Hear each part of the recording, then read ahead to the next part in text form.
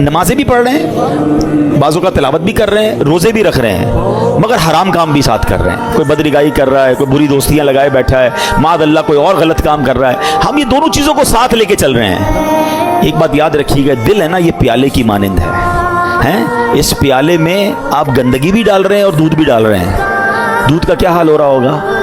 किसी प्याले में शरबत में आप पेशाब भी डालें, थोड़ा सा गोबर भी डालें और फिर रूह अफ़ज़ा भी डाल दें, शरबत भी डाल दें, तो क्या बनेगा? उसका बेड़ा गर्क ही हो जाएगा ना।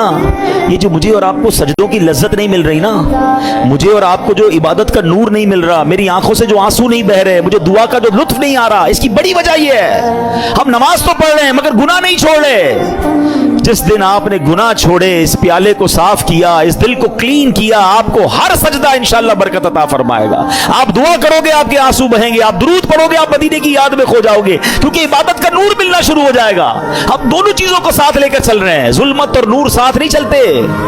पहले दिल को इन गंदगियों से पाक करें, फिर देखें आपको इबादत का नूर कैसे मिलता है। तैयार हो जाओ, शैतान के वारों में नहीं आना। मैं कौन कौन सा आपको वाकया सुनाऊं, एक और वाकया सुनिएगा, यकीन करें डर लगता है ऐसी बातें सुनकर। पहले तो ये जो हमें ना, पहले बेखौफ नहीं होना है, अल्लाह की खुफिया तदबीर से डरते रहे। हमने रोजे रखे, नमाजें पढ़ी, तरावी पढ़ी, कईयों ने कुरान पढ़े, कईयों ने ज़कातें दी। भाई अब तो जनाब कमाल हो गया, भाई बहुत इबादत कर ली, अब तो जन्नत ही अपना पक्का ठिकाना है, इंशाअल्लाह अल्लाह की रहमत से जन्नत में जाएंगे। मगर अल्लाह के खौफ से बेखौफ नहीं होना है, ईमान की हिफाजत की फिक्र करनी है। सैयदी आला हजरत इमाम अहले सुन्नत फरमाते हैं कि उलमा फरमाते हैं, जिसको सल्बे ईमान का खौफ ना हो, ईमान के छिन जाने का खौफ ना हो, नज़ा के वक्त उसका ईमान छिन जाने का शदीद खतरा है।